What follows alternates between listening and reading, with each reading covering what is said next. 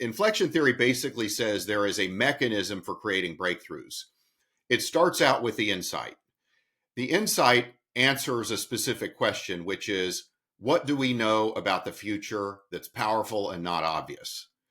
The power comes from the inflections and the empowerment that they provide. The more empowerment, the better, because the more empowerment an inflection provides, the more radically superior a solution we can offer can be. And so we do want the biggest inflections possible. But we also want to know something about that inflection. Like the lift guys, the GPS locator was the inflection. The non-obvious insight was, oh, that means you could do sharing economy for cars. And that was a non-consensus insight in the sense that it seemed crazy that a stranger would want to get in another stranger's car, right? Like that seems kind of crazy to most people. But that's the first breakthrough, is the insight breakthrough. The more powerful the inflections are, the more powerful the insight can be. The more non-consensus the insight is, the more powerful it has the potential to be. And then you answer the question, what do we know about the future that's not obvious? The next part of the breakthrough, it goes in a sequence, is product market fit. And this is the one everybody talks about. Product market fit, in my mind, answers another simple question, which is, what can we uniquely offer that people are desperate for? And if you think about it, if you have a valid insight, you've already solved the uniqueness part. And so your implementation of the product, the goal is to navigate the insight to the desperate. And the reason that we've made so much money on pivots, and the reason that pivots happen quite often, is if the insight is valid, you have a first mover advantage into the future.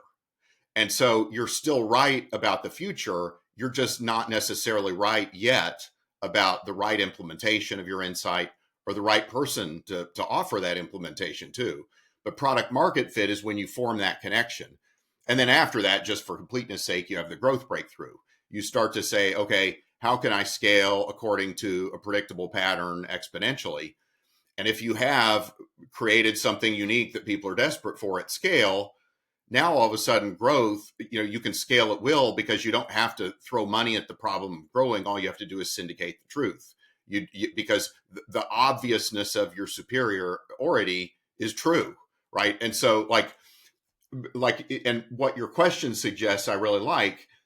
Every component has an impact on the next component, right? So if you have a very powerful insight, it's almost like a Newton's cradle, right? That energy gets transferred to your efforts to create product market fit. And if you do that really well, then energetically that energy gets transferred to your growth breakthrough. And so that's the mechanism for how startups and startup capitalists change the future. They don't build moats.